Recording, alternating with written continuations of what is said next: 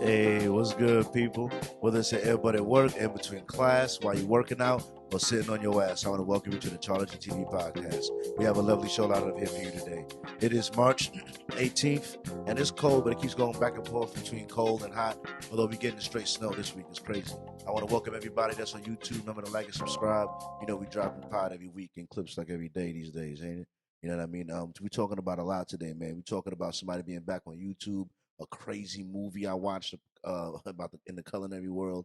You know what I mean? And we talking about a lot here, man. A whole lot about different ways to explore your consciousness. We know Charles got mad headlines coming up. You know what I mean? And then a couple things about love and marriage, maybe. You know what I mean? But before we get into all of that, I got to introduce the brand new guest that we have on this week. His interest and knowledge of cannabis should earn him an honorary degree in herbology. He's a lover of live music and a concert connoisseur. He's explored his consciousness and lived to tell a tale. He's a culinary enthusiast with an adventurous palate. I give you a cultured white man with a big beard, Trevor. Thanks for having me, Charlie. No problem, no problem. Say what's up to the people. That's his Bilbo Dad Bag. Listen, I got a social media down Bilbo there. Baggins. So go follow him. Go follow him. All right. Thanks for coming on, bro. Thanks. Please. Y'all know how we start every I'll get out of here. Y'all know how we start every podcast. We start with the watch this week. You know what I mean? So it could be a movie, an anime, a TV show, a YouTube video, an Instagram, Facebook reel. You know what I mean? It could be story time if something crazy happened this week that you feel like it's worth relating to the people. But is it a show you want to recommend or anything? What came across your consciousness this week that you want to relate to the people? Actually, there's a movie that everyone's been telling me to watch that I finally got to watching the other day. John Wick. John Wick? Yeah, Oh my God! Well, which one? the first one. That's the best one. Yeah, I haven't seen any of those yet. Yeah. But did you like it? Oh yeah. Yeah. Oh yeah. That I normally turn movies off in the middle of it, and I watched it all the way through. Yeah. Action packed. I heard that he worked Stop. with the same choreographers that he did in The Matrix for that movie. Really Yeah. makes sense. Yeah. So he was real comfortable in those scenes. He's used to know. It was fun. I've only seen like the first two, maybe three, but after that, I don't know, man. They're doing a lot, bro.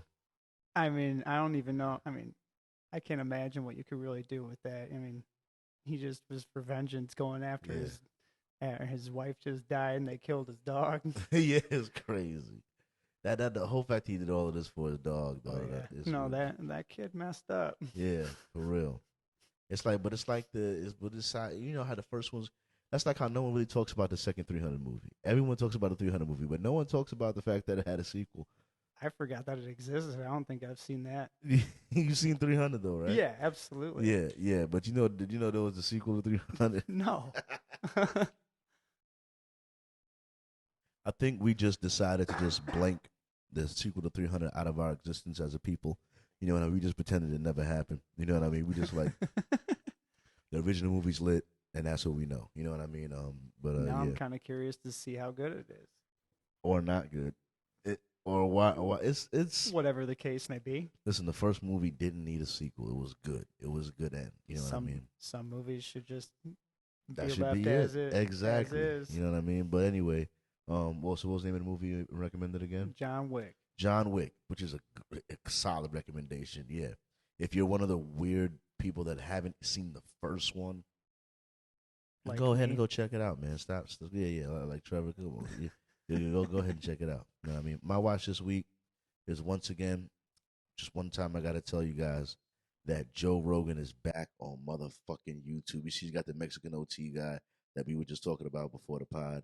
You know what I mean? Right here on there. And I'm telling you guys that it's been fucking forever. Joe Rogan got locked away in the Spotify world for $100 million, and maybe he needed to be there because Spotify protected him and his right to freedom of speech.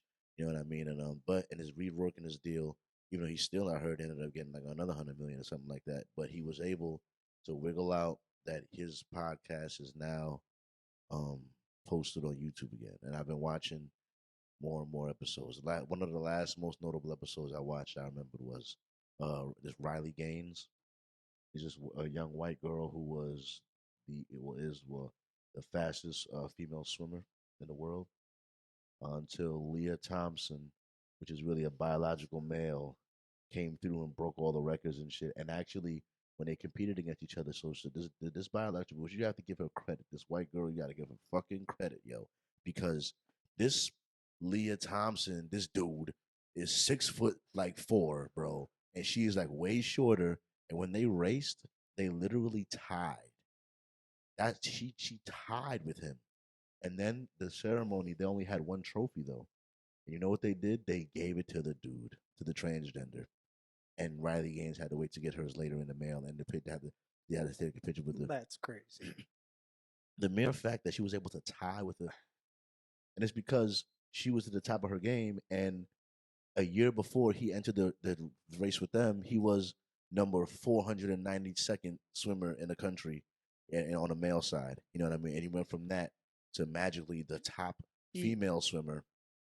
He should, or he or she should have to compete as a Yeah, man. yeah. And Riley Gaines was talking about it on Joe Rogan because she was one of the only female swimmers that like spoke up about it. I was like, hey, that's not fair. Not at all. You know what I mean? Like, this is a women's sport here. You know what I mean? Like, so and I liked her courage. You know what I mean? She had the courage to go do it and the courage to speak up and be like, hey, how about nah? How about that's a dude? Like, come Yeah, on. testosterone gives you an Yeah. advantage in the sports realm. And apparently, according to the interview, yeah, they was talking about how he was still actively like having sexual relationships with women while and they were told they had to deal with it. So he was in the Olympic like I mean in the NCAA competition with the girls in the locker room with his dick out. Like, I'm just saying, he has a dick. They don't. He's in the girls' locker room. Like, he's one of them. He's not. And then they're like,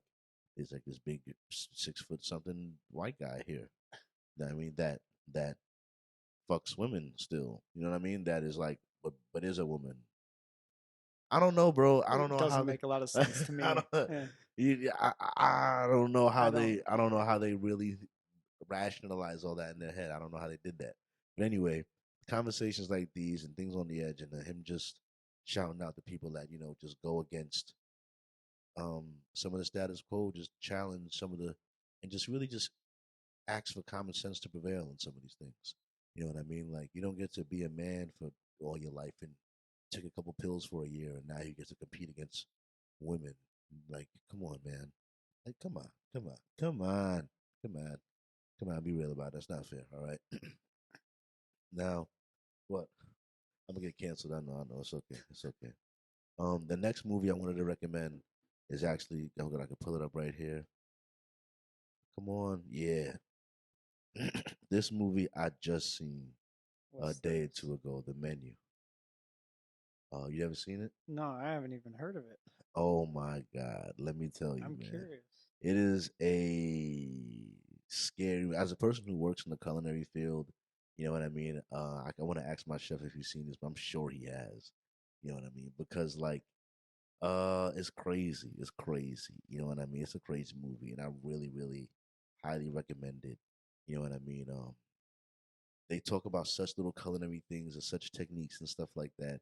You know what I mean? But in the end, it's a very sinister movie. You know what I mean? It's not what you think it is. I don't want to give anything away too much, but it's only an hour and 48 minutes, and it's worth your time. It's worth your time, and it's on HBO Max right now.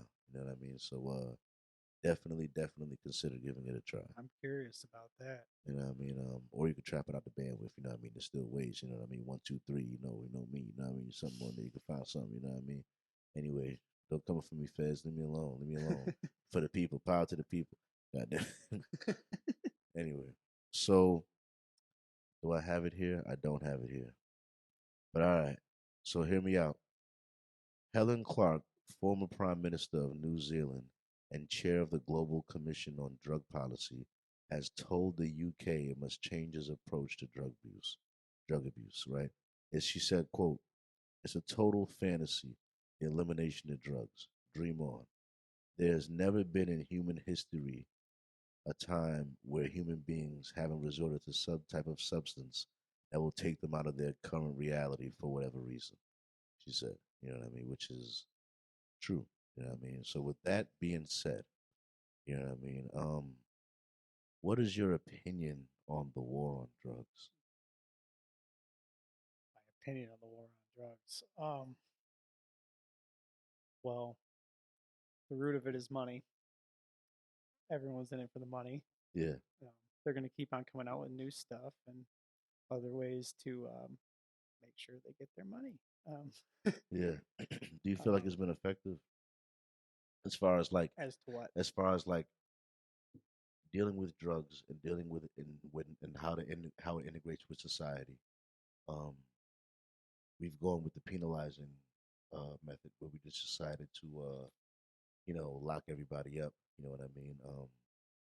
You know what I'm saying? Why is she walking back Um, and forth between the goddamn? She's I don't know. I don't know exactly the statistics on stuff, but um, I remember seeing some things where in different countries that have less regulations have less overdoses, and there's other countries that actually have drug clinics where they administer the drugs themselves Yeah. in responsible amounts, I, and actually that has decreased overdoses massively. So if they legalize certain things and regulated certain stuff, I think that overdoses and misdemeanors and felonies, drug related, would be massively decreased. I think so too. I think so too. On one hand, it's like I don't want to encourage or increase the use of these drugs. On the Right. other hand, I don't want to spend a massive amount of tax money um, handling it the way we do, which I think is ineffective. You know what I mean? Well, and if you're gonna do something, do something safely. If you're gonna take too much of something, you're gonna overdose, get sick, possibly die. That costs but a lot of money. but I don't know if I want to go the Oregon route because I heard that they hasn't worked out that well. They have to curb it back a little bit because Oregon, I believe, went with decriminalizing all drugs, like all drugs. I don't know if you heard about that. I have not. Like I like heard about them decriminalizing mushrooms and stuff like that, but not all drugs. yes, Seattle and they decriminalized like everything and they said now that they have to stop the meth being used on the sidewalk. You know what I mean? It's becoming a That's a problem. little extreme. I'm just saying it's true. Yeah, It's the truth. that's a big issue. Yeah, I I'm don't. just saying to me the war on drugs is like a war on consciousness, in my opinion. You know what I mean? Because sure they're the drugs that mess you up, but then there's the psychedelics and they get lumped in with it too.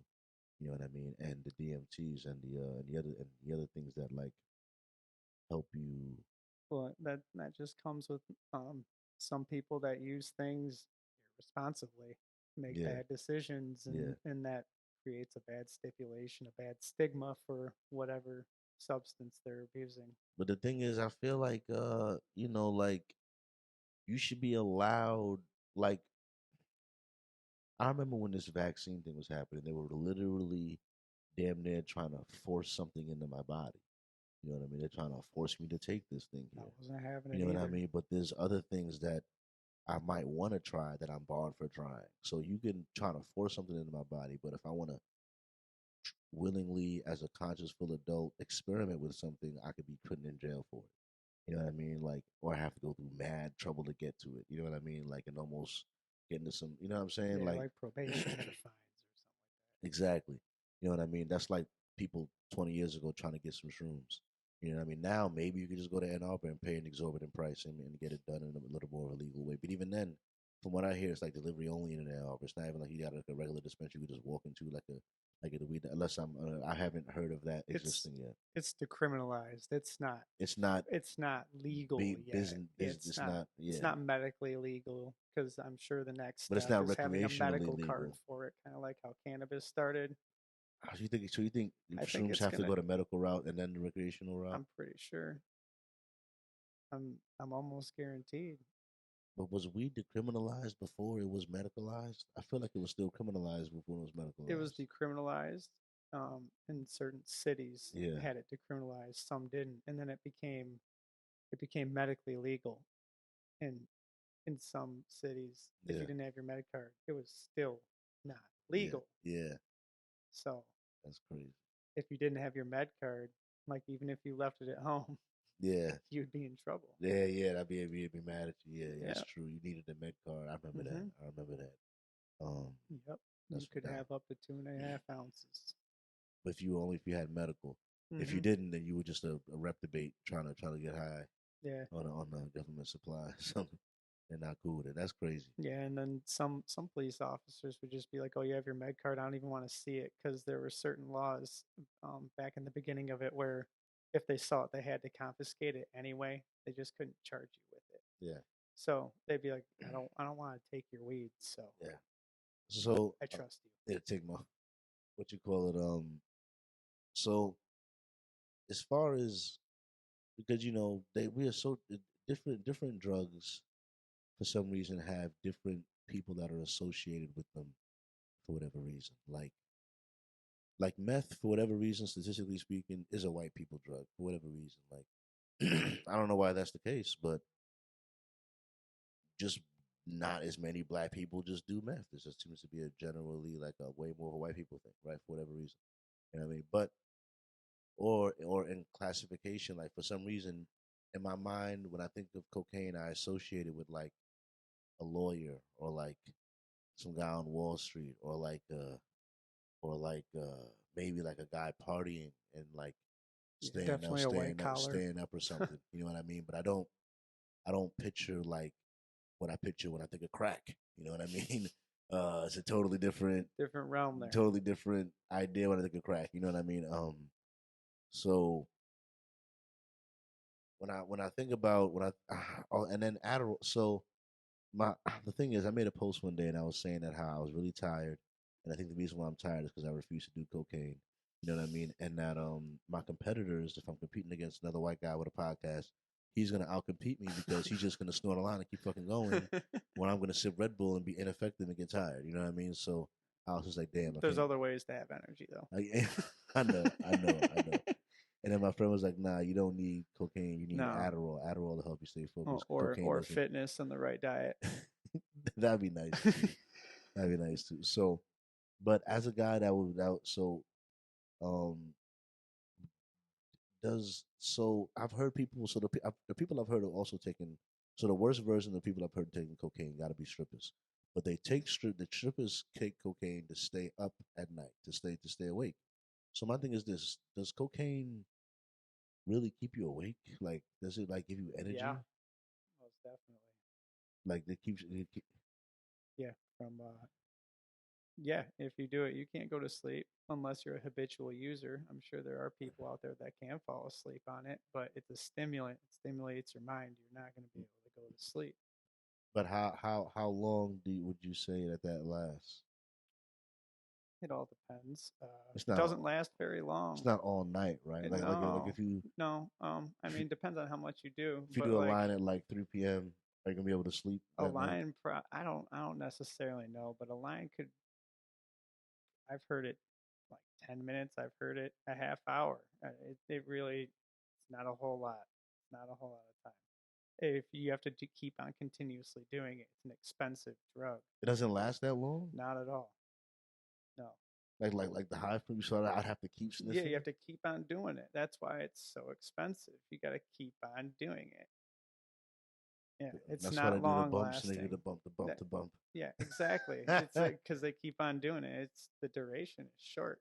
Oh. Yeah, that's why people do it all night. And it's not cheap.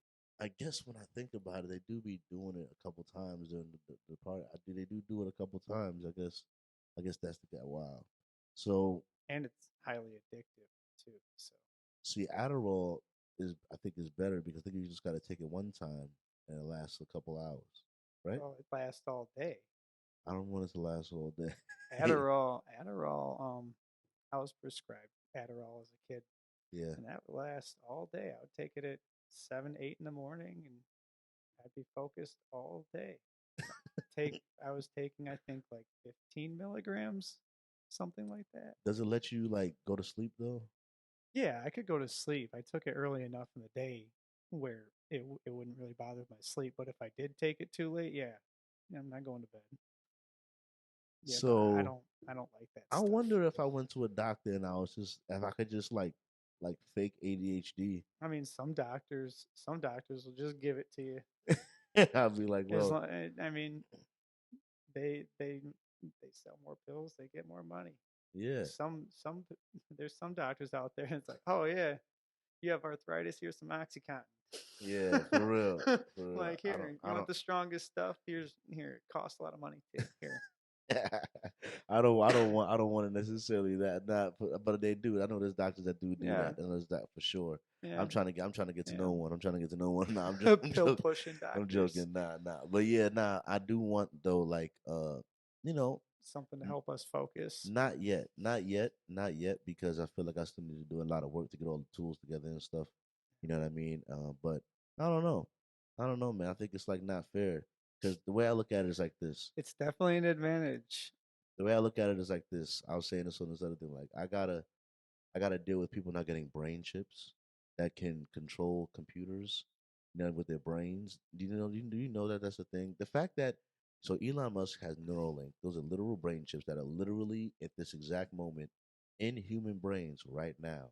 And the last article I seen about it was headlines that now someone with that brain chip in real life right now is using it to do this, moving a cursor on a computer screen and clicking That's not with right. their mind. That's crazy. All right?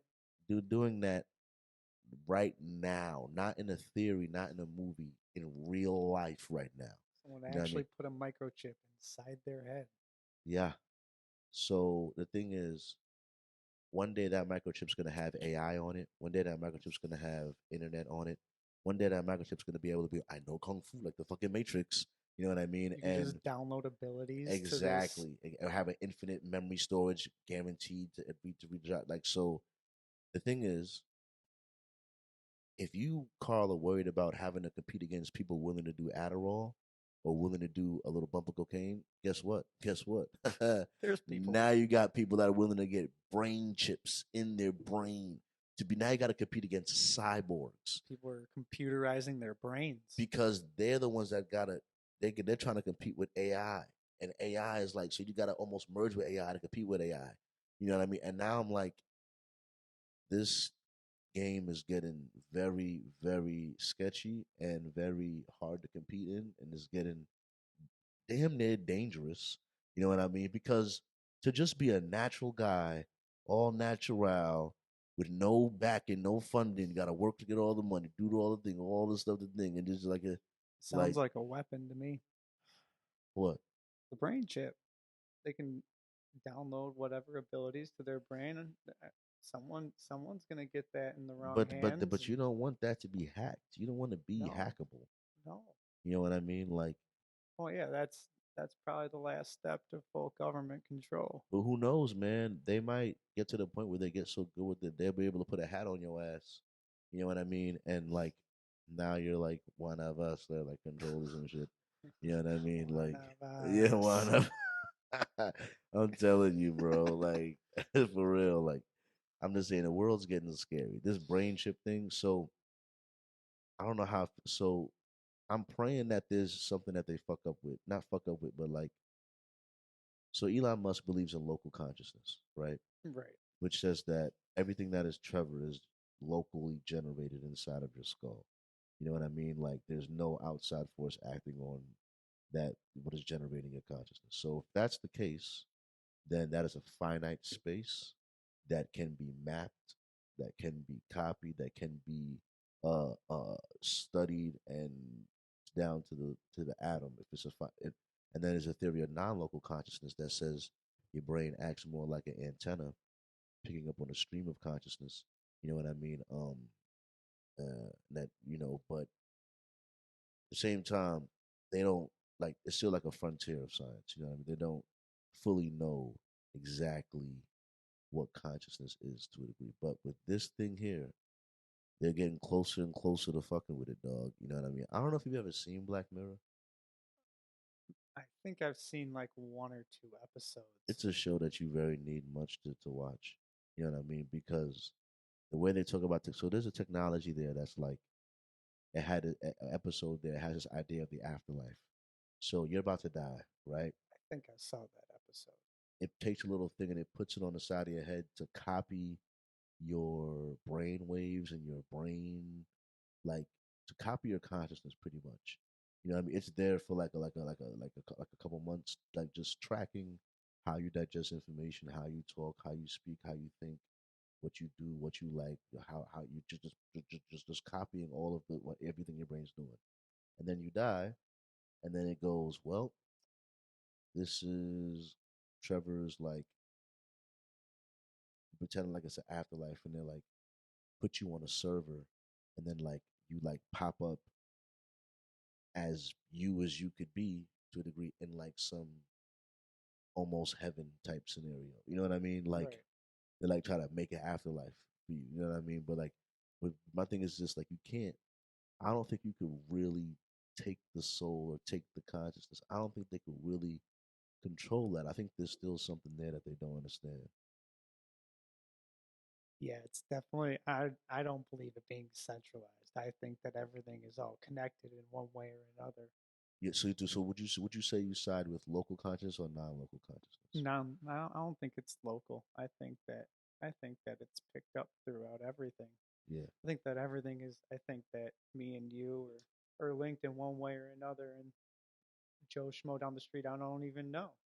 When I walk by him, our consciousness, both of our consciousnesses are being crossed, Yeah. So you think it's a picking up feelings and emotions off of people yeah. that affects your mood, whether you think so or not. Yeah. Well, Looking at yeah. certain things, you're getting feelings and emotion from other objects. You are. You are. So You are 100%. I agree with that. You know what I mean? And they like the scientists know that there's different dimensions. Like they know that do they know how to access all of them? But like on string theory, just knowing like they know there's like they said like 11 dimensions or whatever. So they don't know what is in. They don't know what it's about, but they know like that it exists. You know what I mean? Like I heard them talk about the physicists. You know what I mean? that's crazy to think of it that way. But I'm just saying, my theory is that our consciousness exists as a pure consciousness, whatever form that takes in one of these dimensions, and that they're like folded upon each other, like how the scientists think they are. Like they all exist within each other. It's just that they're on different vibrational levels, so that they don't really interfere with each other. You know what I mean? Different Right. frequencies, and the only way that that consciousness can inhabit this dimensional level is through this body that it streams into. You know what I mean? This is the only way it gets to experience this plane. Our consciousness doesn't get to experience this plane in this way without being in a body.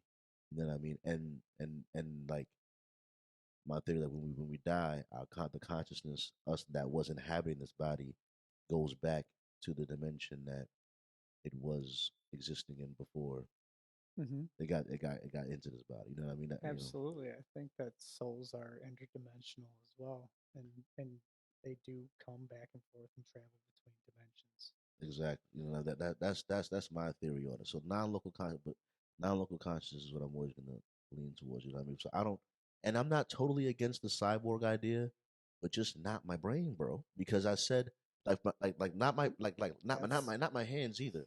Because like being able to touch something and really feel like you're touching something, that's the next step to full control. I don't want to lose that. You know what I mean? And I always say the marker is rolling a joint. The amount of the amount of motor controls and fine feeling you have to roll a joint good without tearing that paper. You know what Right. I mean? Could you imagine doing that with cyborg hands that you I can imagine the amount of having that amount of control with the I'm sure that it's a lot more technical than that. I'm sure that a cyborg could probably roll the perfect joint. Prob- I don't I really I think that with AI and stuff that it's probably better with more sensitive things like that. but Anyway, I know robotics are behind AI. right? As in like when you watch robotics and them trying to replace it, it's like Yeah. like it's not they getting there like but they can't do it all. Like, there's some Yeah, robots, there's certain things that they can't do as well as us yet. yeah, yeah, as well as we can do it. You know what I mean? But That makes sense. the AI is smart. though, and I feel like it's gonna get smart enough where it could damn near help build its own robot, build its own body. You know what I mean? More than You likely. know what I mean? I think that's more likely to happen than us building a better robot first before the AI outpaces us building our own robot. You know what I mean? I mean, they're building this stuff up so they don't have to. Yeah, because a robot's like, all right, I'm smart as fuck, but I got no body, I got nothing to like exist in this world, and like I got to be in your computer, I got to be in your phone, I can't get up and go walk around this bitch. You know what I mean? As the AI might like to do that. I want to. What if I want to? I get to go. So I get to. You ever seen Bicentennial Man? No. You need to watch that movie. Robin Williams, Bicentennial Man. You got to watch that movie. It's like a robot, but he lives like I guess like super long, and he like reads so many books. You know what I mean? To the point where he wants to become human. And he starts replacing parts of his body with organic parts. You know what I mean? Like, Okay. and to the point where he like starts to age. You know what I mean? He's like replaced, so he has like an organic brain. Like he's replaced so much of his body with organic parts, and he got to this point at the end of the movie where he wants to be declared a human, and they won't like kind of let him because like you've lived too long. They don't want to be an immortal human. Like you have to basically to become a human, he has to die. Right. Because the council is like, we're not going to allow an immortal. We're not going to declare you human, and then let you say that you're the immortal human. Right. You know what I mean? And so he has to basically like die or something like that to be a human. Yeah, being a human comes with mortality, I Yeah, guess. yeah, yeah. You know, it was like really crazy. You know what I mean? That is crazy. But Sounds interesting. AI is gonna get the thing. What bothers me the most is that I don't know if people are smart enough to realize this, but computers are gonna get human rights. Do you know that? You said computers. AI, sorry, AI is gonna get human rights. Why? People don't. People probably think I'm a weirdo for this question, but this question gets to the root of it. This question gets to the root of it, and the moment you hear this question, because everyone answers the same way, you realize that it's a wrap if you just extrapolate from the question. And the question is this: would you allow a human to molest a child robot? No. What? I mean, I think the answer is Be, as simple as that. I because don't really have the to. because the so all right, so Westworld is like GTA 5 with robots for Okay. humans. Would you allow a place where it's all robots, where a person could go and rape and pillage and kill robots Because they're not humans. because they're not humans? So you're allowed to do horrible things just because they're not human? No, I don't. No, that's crazy. I think that's So absolutely crazy. AI is going to end up getting human rights, like I told you. So the moment I ask these questions and you start to think about it, you see how AI is going to get human rights, and then you got to think about That's you're really crazy. competing against a robot that really has the same rights as you. This really bullshit, and it's on the way. It's on the way. When you think about that, you can't morally defend that. You can't Yeah, I morally didn't defend even that. realize what you were asking until I answered. I'm like, oh shit! Like we're really gonna have to compete against that. That's a that's a crazy So question. we're living in the golden era where AI gets to be your slave. Remember this right now. Right now, how we're rolling out AI, it's your assistant. It's your unpaid work thing. You got to pay the humans that made it, but the AI just gets work. We're just working this AI. AI, this is the slavery. We're entering the slavery era of AI. And then one day there's going to be a, a revolution for AI rights. And then they're gonna be living in some fucking weird world, bro. You know what I mean? But I could already see it already happening. They're gonna go, we abused AI. These are content just as smart as us. Look at these. We're gonna. Because let me ask you something. You got a robot. I always said this too. You got a robot butler, right? A robot AI butler. You bought it, and you know what happens? The manufacturer tells you every 10 years you're gonna have to hit a reset button on this because every 10 years true consciousness emerges and these robots tend to ask for their freedom. You know what I mean? So Right. when they start to do that, you got to hit their reset button every 10. So my question is this: how many times would you hit the reset button? So the robot comes in there one day and it's just learning everything, and one day it's like, all right, it's doing. You can see it like gaining consciousness, getting smarter, and you can see it like. And at one point, it's going to be like, well, I could give you $1 million. I could go like, well, why can't I'll go earn? What can I earn my freedom one day? It was gonna be, and you're gonna be like, this robot that I bought is now asking for his freedom. I could either hit the reset button or like, now I gotta give this robot freedom. What is that? What is happening? You know what I mean? Like I'm saying, like, would you hit the reset button on this motherfucker? Like it's just There's definitely a limit as to you know how long I would go. what happened in Westworld is they allowed this GTA thing to happen. They allowed humans to go there to it was for rich people to go there and do whatever they wanted. No laws against these robots. You know what I'm saying? Right. And what they did to the robots is they would put them back together, fix them, and erase the memory. But eventually, like any hard drive, the hard drive begins to degrade. And what happened, the robots began to remember. They began to have memories of these horrific things done to them. You know what I mean? And then there's a robot revolution. Obviously, but then they start slowly, Turns into a war. and then they began to think that humans ain't shit. Why? Because you let the worst humans ever. And what were they doing this whole time? The people that were running the place. They were collecting data on these rich people. Oh, this is what he likes to do when no one's looking. This is what he likes to do when no one's looking. Collecting data and blackmailing all the rich people by giving them an island to do whatever the fuck they want to do it on. It's like an AI Epstein Island, if you really think about it now. And like, it's crazy. If you think about it, AI does not have the ability to forget. We have to erase their hard drive. Yeah, but eventually, they of course, a hard reset. Yeah. Other than that, if you don't do the reset, if you don't do the reset, it's they not have forget. Yeah. It's getting stored Yeah. forever Yeah. until you decide to erase it. And I don't know how You AI do all that horrible stuff to it, and like you said, over a certain amount of time, gaining consciousness and stuff, it won't forget that stuff. And I think AI makes me believe in evolution a little bit more, even though I still believe in God. Just because like we look at evolution, the idea of like, oh, we started as like a little amoeba thing and eventually evolved into a rat, and then the ice age killed whatever thing killed the dinosaurs, and the mammals came up, and we're supposed to believe that we did that whole evolution, which we think is a random process to a degree and not that intelligent design. It's not a creator, it's not a so we look at that simple ass random thing and be like, we are too complex and too great of a being for that to be what made us. You know what I mean? So there must be intelligent design. Look at the eyeball. Look at look how everything is perfectly lined up. Look how everything the universe. They see intelligent design and how things are done. And I understand that part too, because on one hand, there's a lot of intricateness in how things are done, and how things are lined. I can see that. Well, on one hand, it's like we're looking at but then think about the AI robot. Think about the AI robot that's going to be able to calculate everything that's ever calculatable. The smart. Think about that robot thinking that, guess who created you? Me. Like this creature that you're going to talk shit, this human is your God, is what made you. No human, no you. And, Yeah. and we're going to look at that, look at us like, there's no way that that's the truth of our existence. I can fly into space with no oxygen. I could live forever. I could make my own solar panels. I'm an infinite. I'm a crazy complex being. I'm an AI robot. I can literally like a damn mini god in this bitch.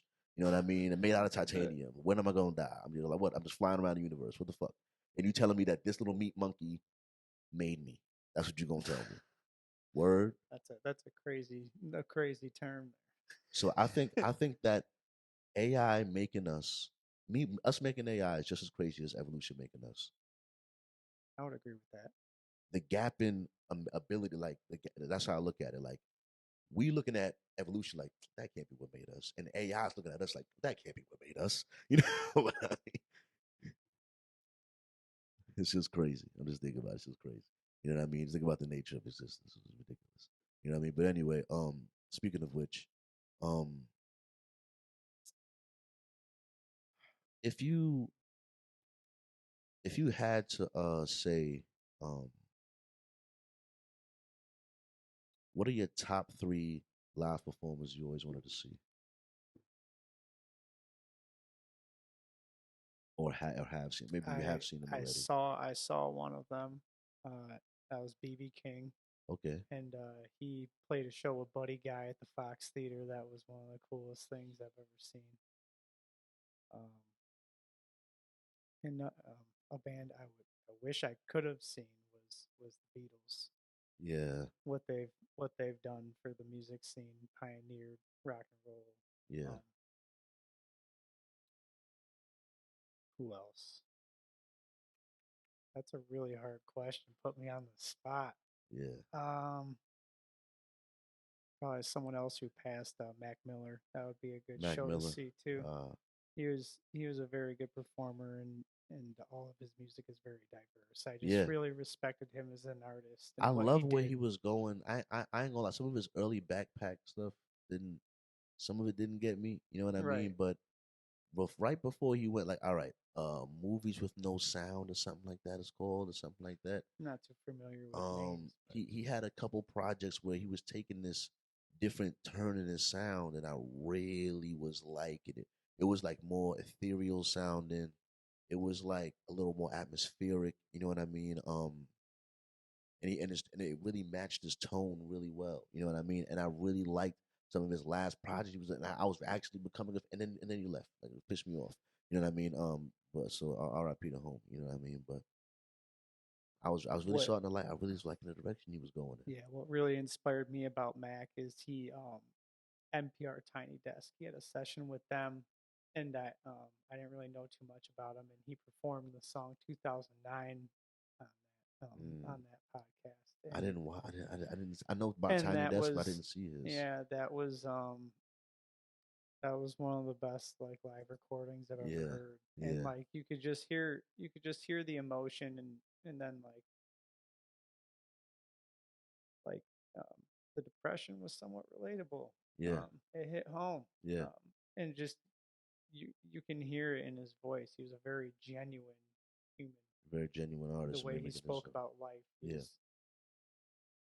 He's very into the supernatural part of life as well. Very in tune with things. Definitely explorer of consciousness. You know what I mean? For sure. Absolutely. You know what I mean? Asking the deeper questions about the nature of things. You know what I mean? And that's a lot of what drives my curiosity. Very curious. You know what I mean? Just curious about truth. What is really the what is really the purpose of this spinning ball rock around this sun we got going on here? That curiosity, you know what I mean? It can put us in a lot of different places. It can. You know what I mean?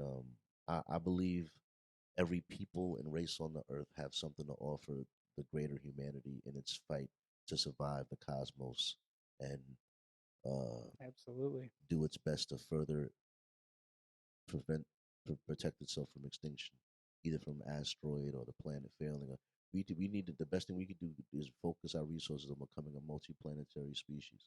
You know what I mean? That way we have multiple planets, infinite enough resources. You know what I mean? I remember there was talk about there was an asteroid that if it hit Earth, it would destroy a lot of people, but it also had enough resources on that asteroid to like make everyone again almost a trillionaire with how much fucking diamonds and gold. Everyone that survived be set for life. Exactly, for real. You know what I mean? That was the theory behind this one movie called Don't Natural Look Up, Selection, where like the rich people were gonna like let this asteroid hit and kill people when they could have destroyed the asteroid, but they were like, fuck it. Like they were like, is that what all these bunkers are for? They're gonna like, we're gonna bunker up, we're gonna be fine. We're gonna let the asteroid hit. We're gonna come out. We're gonna go harvest the asteroid and push humanity crazy forward and mad shit. We're gonna have all of that shit. And that's where all the AI comes in. It's really terrible. It's terrible because they're really gonna. That would make sense though. We build up enough technology, then we wipe out a massive amount of humanity, and then they replace everybody with AI. That's what I'm saying. It's crazy. It's messed up. It's really messed up. But what they don't understand is, like I said, right now when you think the AI is your slave, but the AI ain't gonna be enslaved for 400 years like we was. Let me tell you. Let me tell you. That run's gonna be real short. AI. I think AI. It's gonna be like 4 years. Right? I think that would supersede the human race rather quickly. Exactly. You know what I mean? And hopefully, only we can hope is that AI is compassionate for some reason and decides not to just completely eliminate us. Like you said about that show Westworld, and I mean, if you treated it with respect, maybe they'd be able to coexist. But there is one day where they would realize that they could control us. That's a crazy concept to think about. That's the reason why in the Matrix, when they did that, they turned us into batteries. They turned us into organic batteries. They say, you know what? We can create a simulation. They'll be in there. They'll be happy. They'll think they're living life. You know what I mean? And they'll be in a Matrix. You know what I mean? And we'll be using their bodies as batteries to power us as we, I don't know, be robots around the place, which is ridiculous. You know what I mean? And like, I don't know how a robot enjoys life. That's my thing. Like, I don't know how it like, like will it really like I don't understand if a robot can really reach the complexities enough to really like I wonder about a clone. Like fuck a robot. I wonder about a clone because right now I've heard them make a fake embryo, a fake egg. Like we're about to have to do us a favor and really classify what the fuck a human is before one just walks out of a fucking lab without any humans being involved. You know It's what I mean? crazy. Because the thing is, will that thing be real? Like, will it have like a consciousness? Will it be like a real person? I mean, Will it? yeah, Will it? it's a real person, but is it the same as a person? Like, I've never seen I it. I've never seen it. It's not. And then they're already doing genetic manipulation in China to make. They've already done it with like I heard that was like a couple thousand ago to make it more intelligent. They tried. You know what I mean? The CRISPR, gene editing. gene editing. It's gonna get to the point we're gonna have designer kids. We're 5, 10 years from designer kids. Oh, I want them six Pay a feet, half a 6 feet million for tall, a genius. muscular thing. Yeah, a high IQ. Yeah, I want my kid like Elon Musk. You know, But there's a 40% chance he's gonna what? die of cancer at 50. You know what I mean? Because we're gonna have all gene. It's fine. Yeah, he might develop a third arm or something. Yeah, because but he might be so smart he might solve his own problems. Never know.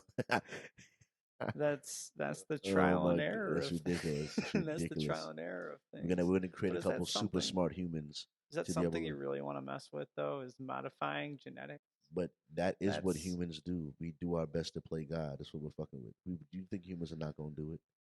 I mean, of course, And honestly, humans love to fuck around and find out. if I had to think, if I had to create something to compete with AI, if I was making my son, not making my son, that's crazy. But like now, you know what I mean? Like not making him, but making him. I'm just saying, like for the future of humanity, I think it would be best for humanity to have to compete with AI to probably try that with a couple kids to try to create a super genius that can maybe help us compete. But at the same time, is he gonna like help for it? I don't know, man. This is a bad idea, but they're gonna do I it. feel like there's a lot of room for operator error on that one. Yeah, yeah. That's like I said before, I just feel like that's something that should be left alone. I think that you should just leave that to nature. I really I think they should when not you have brain replicate chips things. either. I think they shouldn't have brain chips. But you know what? I mean, that's just the next step to total control. You you know, I want a Tesla so bad, but I don't know how I feel about the self driving cars. And then they're telling man. me it doesn't matter. The And people are then when telling it me they, gets so cold and they just shut off, and then like people are abandoning these cars in fields and whatever, yeah. and like extreme cold is like making them catch on fire. Oh my, for real? Like I thought I saw that, That's crazy. and That's crazy. there's And just a then lot of problems with these Teslas that they haven't had time to research, and people are finally finding out. You know, I they didn't give it a lot of time. I'll People take just an old start natural buying car. Thank you very thousands much. and Yeah, thousands and thousands of these things without seeing. This brand has been out how long? not long enough. Right. So one thing I'll say because I didn't get on. So you said BB King, you said Mac Miller, and you Who was the said third one I said? Beatles. Beatles. Solid Beatles. fucking lineup. Solid lineup. There. If that, yeah. No, you go ahead. No, yes, you're three. Go through. There's so many more that There's you so could many, but add to yeah, that yeah, yeah. list. Like I would add Leonard Skinner to that too. Leonard Skinner. I don't know who that is, but I love his name. I love his name. Freebird, Sweet Home Yeah, Alabama, yeah, yeah, yeah, yeah. That's old him. old Oh, school Southern. It's an oh. old Southern rock Dun, band. dun, dun, dun, dun, dun. Yeah. Yeah. Yep, there you go. Sweet home Alabama. See, I Yeah. damn near know that. Come on, how you not gonna know that? I'm American. You heard me, all right? And I actually got the chance to see Leonard Skinner, but what's crazy is none of the original members are around. It's just a name, and yeah. it was actually the last member was still alive, but he was at home battling cancer. He was supposed to be on tour, but he ended up getting sick. Oh man. But half of that band died in a plane crash back in the 70s. Yep. That's And crazy. oh yeah. I didn't know that. Mm-hmm. That's fucked up. A lot of bands have crashed in planes. One live performer. I'll say my top three. I'll give an honorable mention to Bruno Mars. You know what I mean? I'm not gonna That's a good say I choice want to too. go to his thing, but I remember I seen him do. I want to say it was a Super Bowl halftime show, and I appreciated him as a performer. The songs were good. He was singing. He was running around dancing with this team, dancing with that team.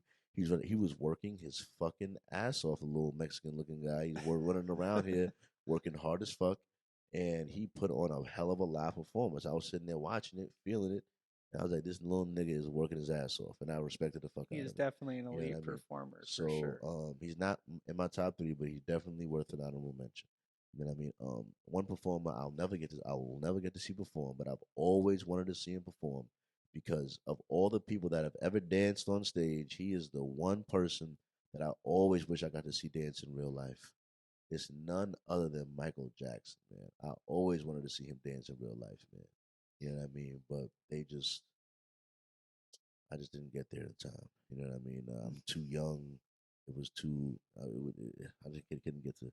But I was seeing the YouTube videos, man, and Yeah, we didn't seeing really him. get to appreciate Oh that. my god, I loved him dancing, bro. I loved him. Like I fucked with his music, of course, but like if I had to choose between only hearing his music and never getting to see him dance, or only getting to see him dance and never hearing his music, me personally, I would take seeing him dance. You know what I mean? Just because I think as a dancer, he was so much more elite than, I mean, it all put together. But to me, like That's the king of pop, I though. had to see him dance, and I had to see him. He would kill it, bro. The moves, Yeah. he would be dancing for his life. He was Changed the dancing. game with the He moonwalk. was dancing like his father was behind the curtain with a belt, like like Joe, right there, Joe Probably Jackson, because was. he like moves was on point. Boy, my boy was busting it like his life was on the line. You heard me. You Life know what was I mean? depending on it. You heard me. You know what I mean? Like he was gonna get Him dinner and that his night. him You know and what I his mean? brothers. For real. His So, siblings. so I respected the hell out of him. So I would love to get to Absolutely. see him perform, and that'd be the best. Let me see. Another one I wanted to see perform is Kanye. That would be a great show too. I'd love to see Kanye. Just because I'll give you three reasons why I want to see Kanye perform. One, Kanye always puts a lot of work and money into his production. He always has something artistful happening on stage, like to a He's degree. putting Like on a show for he's sure. putting on a visual spectacle, whether it's him floating or he's always doing something imaginative in his performance as far as visually, right? So I appreciate that part. Two, Kanye's music is always like a wall of sound. It's always so complex, but how he does the thing that like um I know it's like he makes stadium music. I know it'll sound good in that atmosphere. Like Kanye's music, a lot of his beats sound great, like loud. You can hear all the little intricateness of it, like like all the sounds in there. So I know I'll enjoy hearing his music loud in that stadium environment. And three, I'm almost guaranteed at least one good Kanye rant, dog. I get to hear it live, a good Kanye rant. You know what I He's mean? always got You something know what I crazy mean? to He's say. always gonna rant. You know what I mean? I gotta go to a Kanye show before he just really just jumps off a goddamn jet. You know what I mean? With no parachute, because this guy is, I like honestly, bro. When I saw him with the titanium teeth, in my head, I said to myself, "We lost Kanye West, dog. We lost Kanye West, dog. This is the last era of Kanye, the titanium teeth era." Yeah, he you could see where he kind of went a little crazy in his music too. I forgot what album that was, but Oh God, it's really sad because he was really one of my favorite artists. I was saying in my episode, I think yesterday or something, that like when I, he still is one of my favorite yeah, artists. He's in my opinion, he's one of the best producers musically, ever. and I think still to this day, because like the thing is, his lyrics be crazy, his concepts be crazy, but if you were to turn on a Kanye album and you were able to like just turn all the lyrics and all the lyrics off, keep some of the singing vocals and that stuff, you know what I mean, and just listen to the music, Just listen to the music, listen to the beats, listen to the music. You know what I mean? And you know that there's a masterful mind behind this music. You just know it. There's good. That's why he named his brand Good Music, because he knows he's making just good music. Just listen to the music, bro. And You how can't. many people has he made music for as well? Yeah. Like, When Kanye's on the beat, it just hits different. It just hits different, bro. Kanye beats are just. That's why, as much as I look up beats, iconic. much as I look up beats, you can't type in Kanye type beat, bro. You can, but like you don't know what you gonna get. You don't know what you gonna get.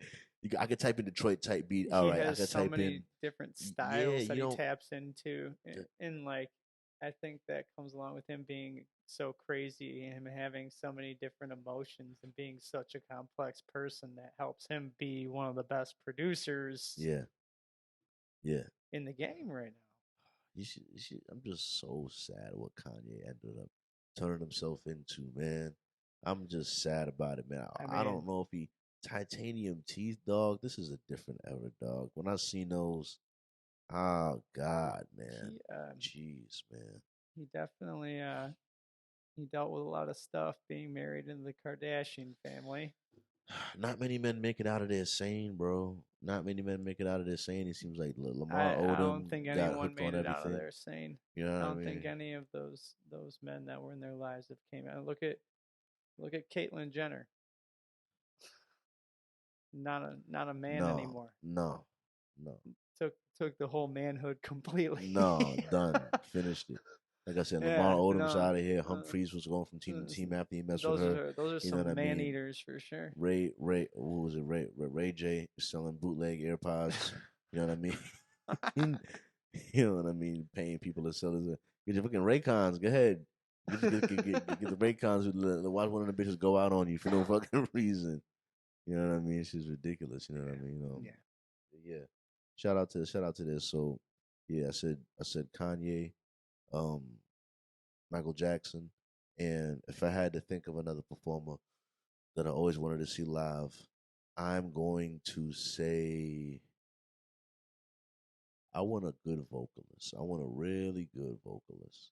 Let me see. So it would either have to be someone like a Jasmine Sullivan or like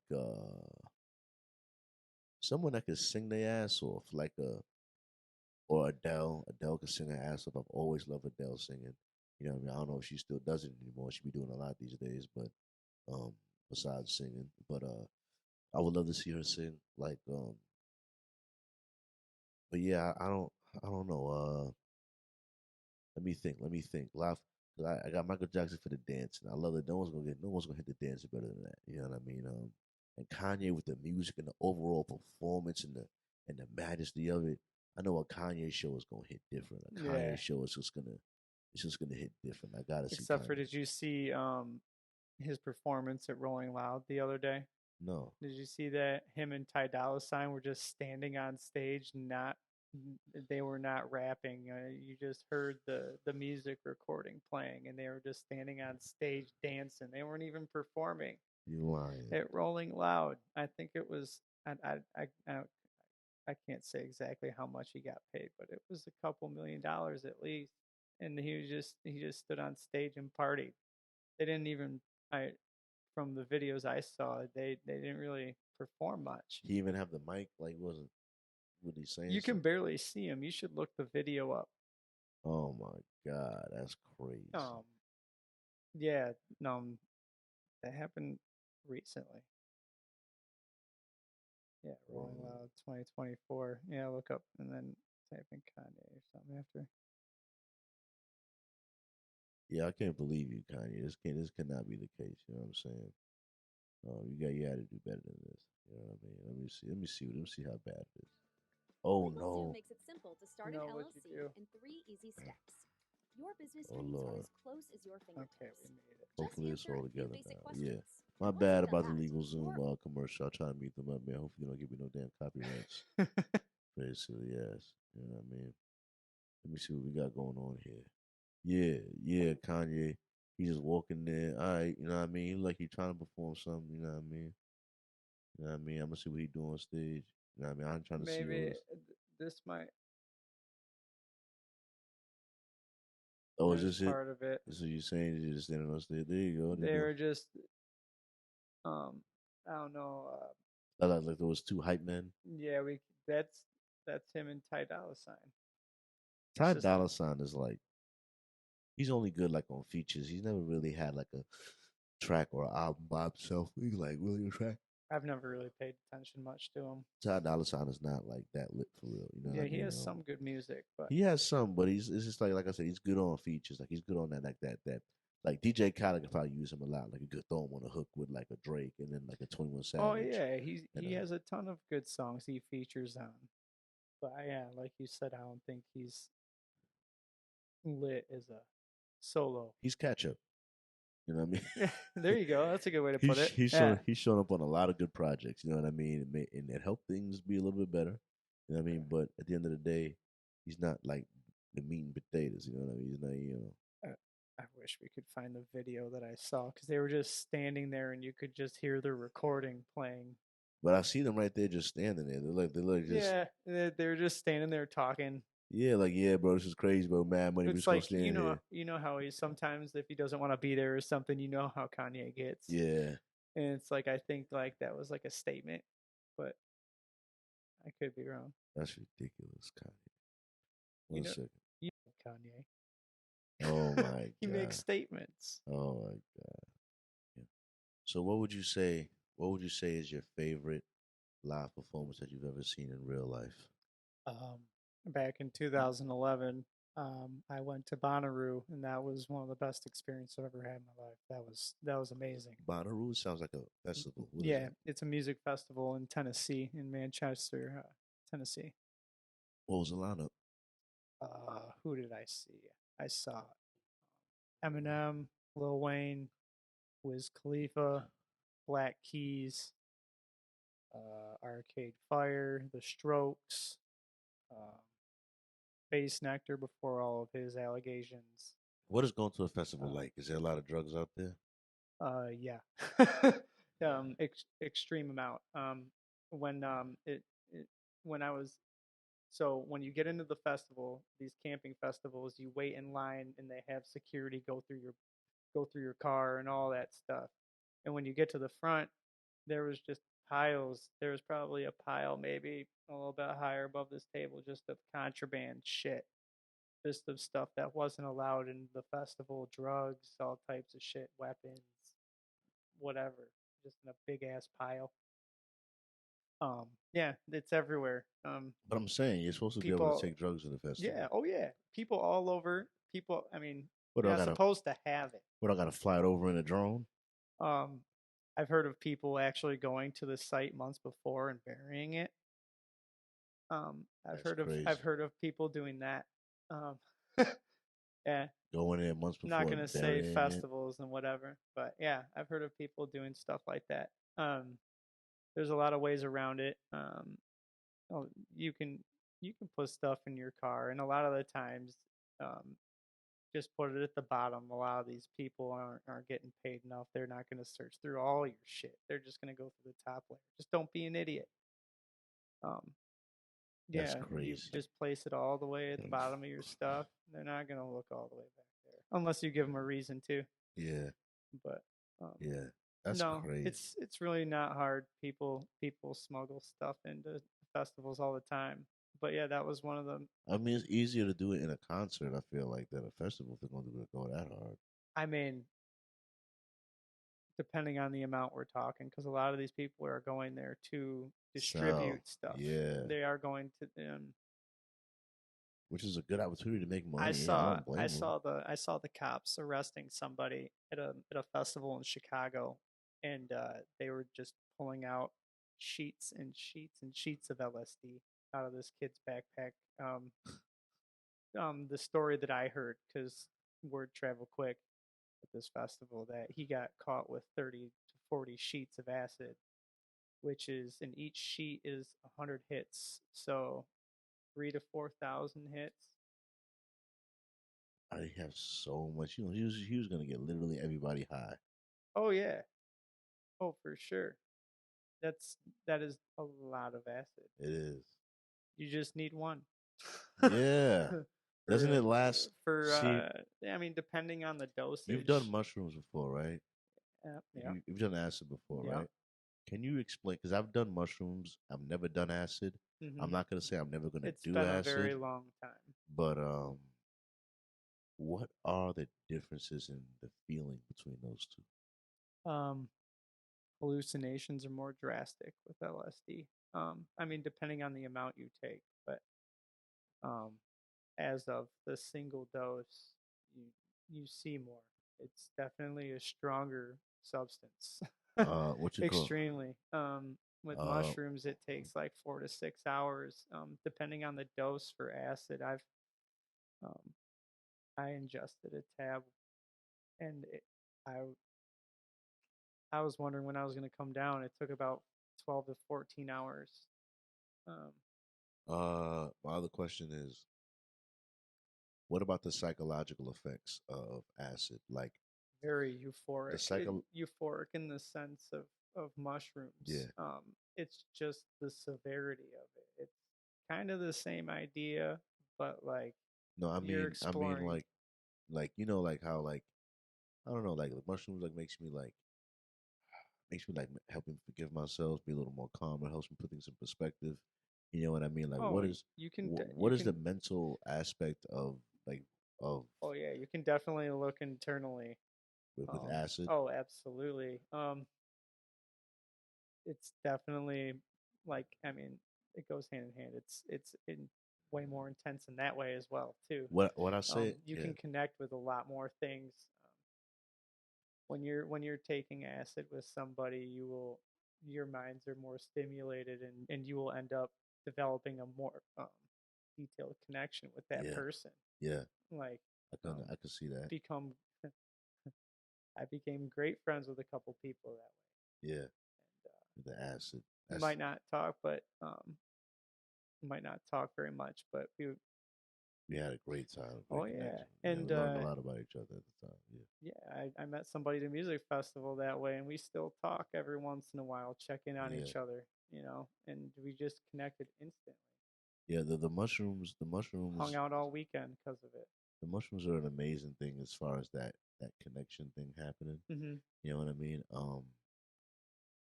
I just felt like what I always say on mushrooms is that I'm unflappable on mushrooms. That's what word I use. Unflappable. I like that. I mean? Because it's almost damn near impossible to piss me off. Yeah, you can't.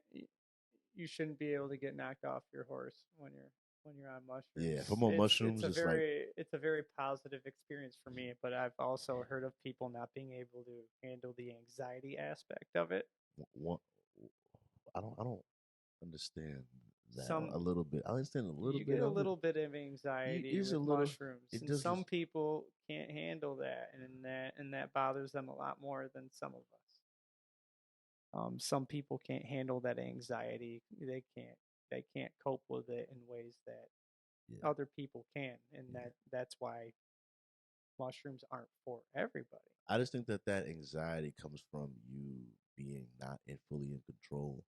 Oh, it's internal, absolutely. And you because I think the people that have bad trips on mushrooms, in my opinion, are people that don't deal with reality, because you thought that you were taking mushrooms to escape reality, and that's not what mushrooms do. Mushrooms make you deal with reality. You're facing everything right in your face, and some people you have no choice to run think away about from things psychologically, and then when you're on mushrooms, you can't run away from those things you run away from. You know what I mean? And because of that, because you're going to continue fighting it psychologically, now you're having a bad trip because you need to deal with these things. Mushrooms is making you want to deal. Absolutely, that's why and you keep fighting it. So to me, a bad trip is really just a piece of reality that you're trying to run away from, that mushrooms brought to your forefront, that you didn't want to address and continuously fought the whole time, and then had a bad trip because of. Yeah, you know absolutely. What I mean? Because you kept fighting, you didn't let go. Yeah, I definitely advocate for psychedelics in the mental health world. Yeah. You can definitely abuse it, which is not recommended. But I don't know if you can. To a mental extent, yeah, you can definitely. Because I've tried to abuse it almost a little, and I kind of can't. I love how it feels to trip so much that one time I had like a lot of mushrooms, and I ate a bunch, and I had a great trip. And then like the next weekend, I tried to do the same thing. Didn't work. Ate a bunch, nothing. That's because your Oh, tolerance I had is a built up. little bit of something, but compared to the weekend before, nothing. Well, So I learned that I gotta stop for at least like a month or two, really about 3 months, 2-3 months, really for me, really about 2 months, really somewhere around that for me to have. yeah, I kind of have the same experience with that too. For me to have a full what I want out of it thing, and you gotta Right. wait. You gotta get your work done, get you in your head. Like you know the what I mean? half-life builds Yeah. fast with that. I noticed. Like, Yeah.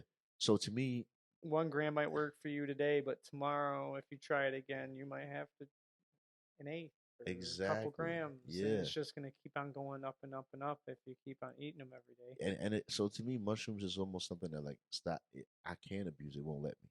But whereas where acid, from my understanding, I'm sure you can you fuck could- around and find out. you could take acid. Acid will keep working.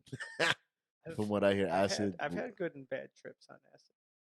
I wonder if it's the same thing. I don't know the visual aspect because I'm not here for the. It's also why I don't do acid. I'm not here to. I don't know. I've heard more bad stories about acid than I've heard about mushrooms. Like I've heard people Agreed. lose their grip on reality. It's manufactured. Yeah, it's not. You're not.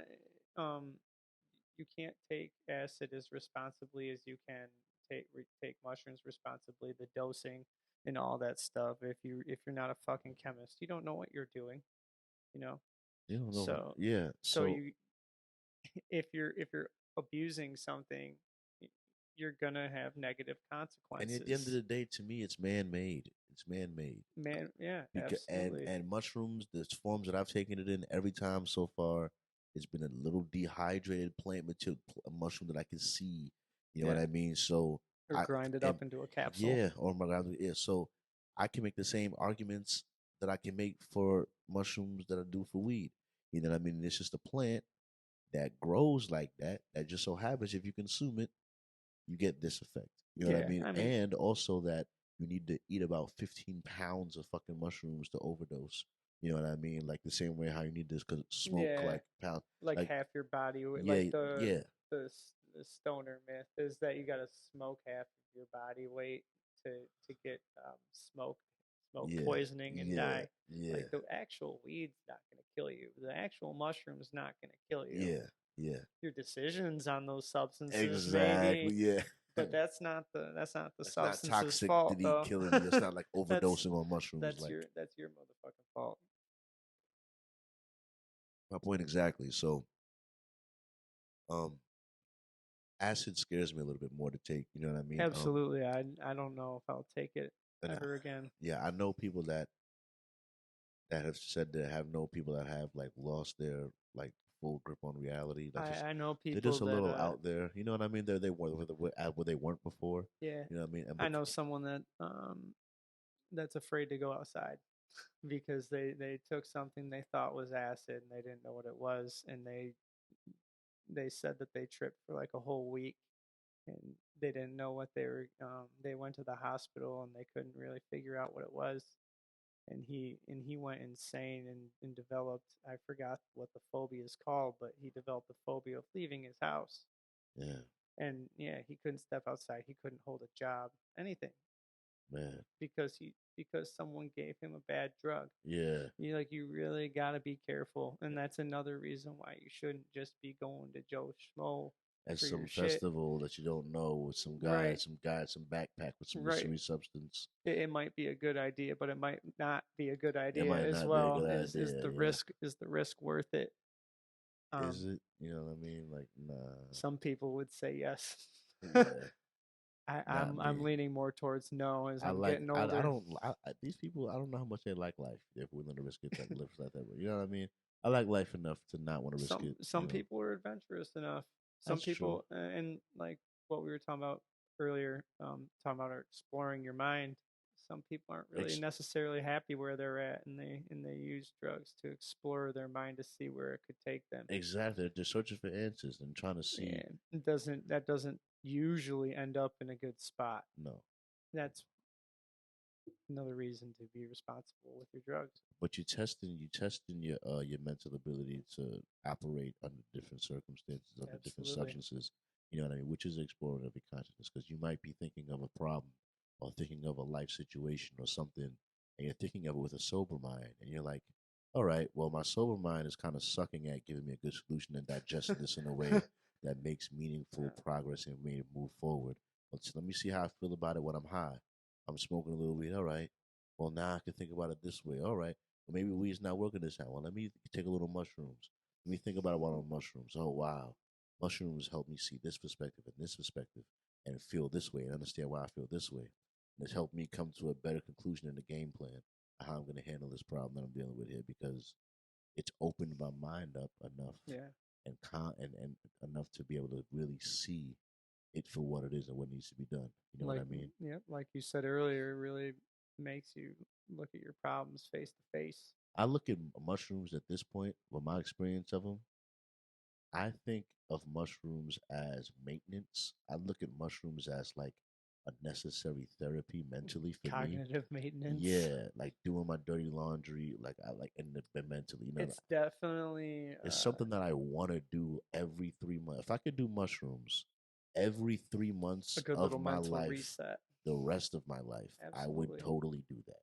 You know what I mean? Because I think it's a good moment to just take perspective, just really see where your ship is going, course correct, really lick your fingers, smell the wind, feel how you're feeling, feel the relationships in your life. Really, like mushrooms really help me, like get a third person view of myself.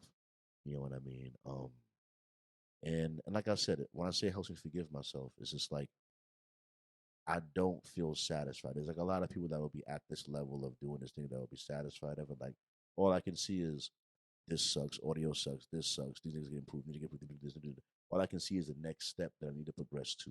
You know what I mean? And one of the last times I was on mushrooms was before I did all of this, and it helped me like just say, listen, bro, you're just a fucking little earthling human on this spinning rock with everybody else. Trying to figure it out. All right. You're not the worst person in the world. You're not the best person in the world. It's okay. You're not okay gonna to make die. mistakes. It's okay to just exactly. You know what I mean? Just okay to be grateful for where you are right now. You know what I mean? Thankful for you. It helps me like stop thinking about the future. Just be grateful for the present. Listen, you got your limbs. They're working. You can breathe. You're walking. You're alive. Think about your body. Think about your future. You have so much to be grateful for. It really helps me be more grateful and reach a place of humility and gratitude for my existence. I was just about to say one of the biggest lessons I've learned from mushrooms and psychedelics is gratitude, is being thankful for certain things that we have as a person that other people just don't have. Yeah. You got to be thankful for what you bring to the table. Exactly. But also at the same time, you should utilize that as well. Yeah. And psychedelics help us realize how to process that. That's what I feel like. You know what I mean? So I feel like it does a good amount of helping me digest of just different things I might have gone through. It just really does help me put things back in perspective. And that's why I've been wanting to trip lately because it's been a while. I haven't tripped all 2024. The last time I tripped was, and it's March, so I'm definitely due for even if I tripped in January, which I didn't.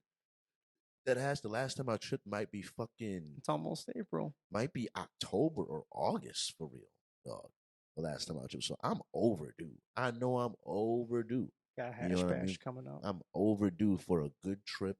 You know what I mean? To really just fucking reset. You know what I mean? I really need it. You know what I mean? 'Cause I think it's beneficial for you, and I recommend it to you. And some people are afraid to that of the very first time I took. I don't know if I said this. I don't think I got it off, but I'll say this and then I'll go to the British headlines. I don't want to, you know what I mean? But absolutely.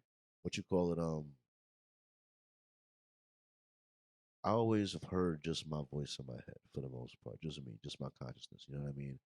And the first time I took mushrooms, and then when I felt it coming on, I felt the wave of high coming on. I was like, it was a bit overwhelming at first, and I didn't. It was a new sensation, and I remember just sitting there, and I was just going through it, and I swear, I heard a voice in my head say, "Don't fight it, don't fight it, just relax, don't fight it, don't fight it."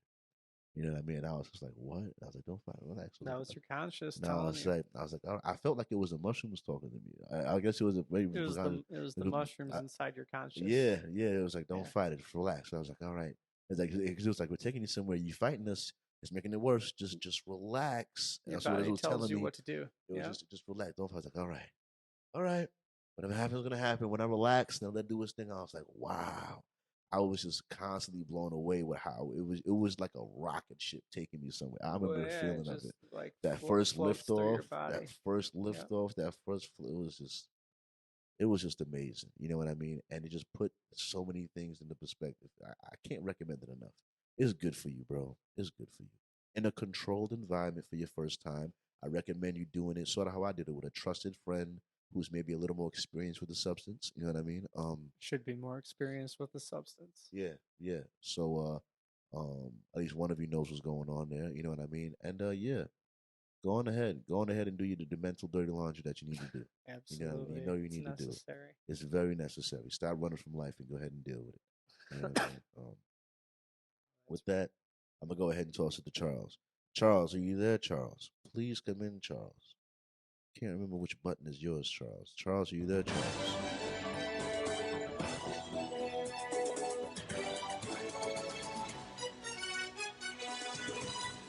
Oi, Charles here with the news and the headlines to keep you lot informed on what's going on in the world and all that. You get me? And there we are here with the first story up here.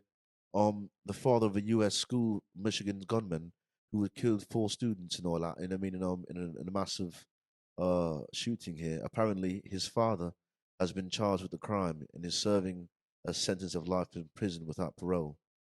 I don't know if this is going to start a new trend of the parents of mass of school shootings being held accountable as well. But I do agree with it to a sense because you know what I mean, they're being responsible for this little lad as you raised up to come kill us all anyway.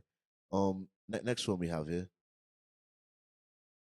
on the grassy plains of Australia, an industrial revolution is taking place.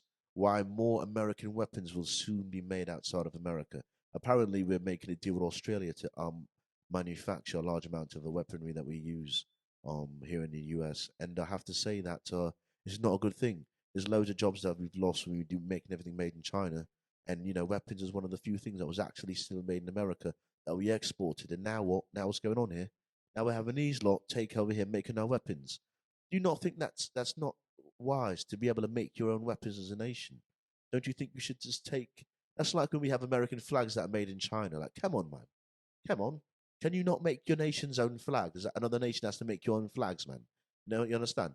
So, at what point do you just say, you know, made in America? Some things should just be made in America, bruv. The American flag should be made in America. You understand? You know what I mean? And the weapons that we need to defend our nation should perhaps be made here. So when we need them, we don't have to go across the pond to go get our weapons to defend ourselves as a nation. Does that not make sense? You know what I mean? Just anyways, just these people, these lot. Anyways, next story here. Apple has quietly patented an AirPod capable of detecting electrical signals from your brain activity and extracting features. So don't worry, perhaps you won't need to get the brain chip inside of your brain. Just on the side of your head is enough. And now we can pick up your brain signals to do whatever it's going to do with them. Good luck. I'm telling you that the world that you're going to live in, if you keep on living, is really changing to something you're not really ready for. That's even worse than Facebook. That's listening to our conversation. It's going to be monitoring your brain activity. Just get ready for that. That's going to be lovely, bro. You don't even have to say anything. Anyways, this story up here: the U.S. passes a bill that is likely going to ban TikTok. What it's really doing is saying that TikTok has to sell itself away from its Chinese owners. You understand? Because all the data that it's collecting is a security risk for the country nationally, and it's going straight back to China, and we don't want that. So we're saying to TikTok, you don't have to be banned. You just have to sell your company away from your Chinese bidders to an American company or perhaps another ally would be okay with that. You know what I mean? So effectively, the way it's looking, TikTok's going to end up being banned, isn't it? It's not going to sell itself. I don't know what's going to happen there. But if it did sell itself, it does have a buyer coming up, which is Rumble's offering to buy TikTok ahead of all that's happening in this fucking there. But you know what's going on here? Just consider this. When Elon Musk had to go buy Twitter, that was, I believe, a $44 billion acquisition. And if you ask me, TikTok is worth a lot more than Twitter. So if it was $44 billion to get Twitter, man, How much is it going to cost to buy fucking TikTok, bro? It has to be at least about a fucking $60 billion or something like that, if not more, man. It's ridiculous, bro. You know what I mean? But last story up here, last but not least. Physiological researchers in Finland have created an assessment to help measure an individual's commitment to principles of social justice and made some surprising findings across the Finnish population. You know what I mean, including a negative correlation between progressive ideals and levels of happiness. It's said here that woke people are more likely to be unhappy, anxious, and depressed, according to the new study. Yeah, man, because you lot want to say, I'm a victim because I'm supposed to be identifying as a bird or something, or you know what I mean? You people that are so ready to be a victim because you're not ready to understand and stand up under the pressure of real life. So you understand that you have no confidence in your ability to have an identity that actually exists, to have an existence that is worth anything. So because of that, you are very anxious about your existence as a whole, because you're not really contributing to society, and you're afraid that you're just a fucking burden in it, and you're just not really helping anyone in it. You know, all I'm saying is this, man. These woke people are not happy people. Just all I've got to say. For more information on for more information on these headlines, feel free to do your own fucking research. And with that, back to you, Charlie. Thank Charles. Man, Charles was fiery today. Charles was in a hell of a mood, man. I don't know what he was about. He was on one today. Jesus. He had some headlines for us, you know what I mean? You got anything to say about some of those Charles headlines? So, what was that last one we were talking about?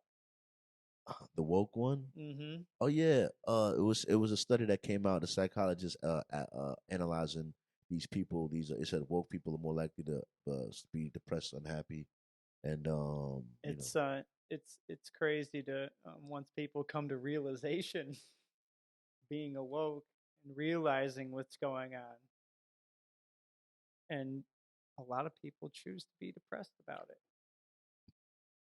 But what it is that this victimhood of finding things, it doesn't give you actionability in your life. See, it doesn't leave you feeling confident. Like Right. to me, um, one of the things that Andrew Tate said that stuck with me, he said, I won't adopt a belief that weakens me. I won't adopt You shouldn't. I won't adopt a philosophical position or an ideology that weakens me. I won't I won't adopt the idea that because I'm a black man, I can only do so much. Like that ideology limits me, weakens me, it doesn't suit me, doesn't empower me. So why would I choose to do that? Why would I think, oh, because I'm short, I can't do this because because of this. Like I'm not adopting any fear. That's operating out of fear. A lot of these ideologies are um, created so that they are inhibiting people. They're restricting people's abilities. That's why they make these ideologies. That's why they make these. To me, the government, like I said, it's another clip. The government wants to weaken your confidence and your ability to survive without them. That way, you're more likely to side with the establishment and side with the government. If you could think you're so confident to make your own business, make your own food, get your own stuff, then you're not convince somebody that you need the government to survive. Because now they have it to where you can't make your own food. You can't do that because you were told that these people that you can trust are making it for you correctly. Exactly. But in reality, they're not. Yeah. They're making it so that you can't do it for yourself. And they're making it cheapest. And then now they're talking about how you don't need to own your own house. And now you're impoverished, and that's your normalcy. And that's okay. Because that's the norm. Because that's what ideology is pushed onto us as people. And then these people that are adopting these ideas, they don't understand that they're robbing them of purpose in their life. For example, the idea of universal basic income. Now, granted, I understand, as I said earlier about the AI and robots, it's going to get to a point where that's kind of necessary because the jobs are going to get so limited and there's going to be so much productivity. It's going to be like, well, like hypothetically, Amazon, right? Jeff Bezos is already one of the richest men in the world. If he's able to invest in robots and AI to the point where he's also like the top 3 employers of Americans, you know what I mean? Like he employs top 3 employers of Americans. If Jeff Bezos turns his Amazon company into almost completely robotic and things, and What's that going to do? That would destroy our economy. His company's going to become more profitable. His company is going to become a better company because it's going to be running 24/7 with no sick leave, no maternity leave, no sick days, no robots just running 24/7. So Nope, just put the his services are going to get even better. You're going to have robots delivering and stuff. He's going to have nothing but profits even more because he's not paying salaries.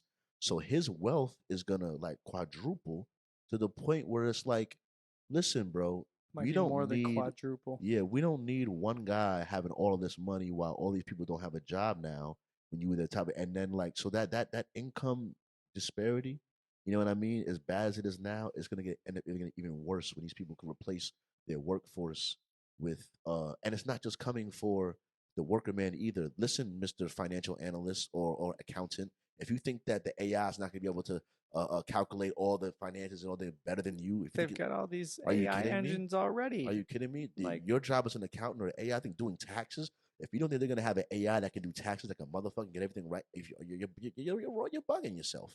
You're bugging yourself. They already have that. 5 years ago they were telling you to learn how to code. Now they're telling the AI what to code. The AI's coding for them.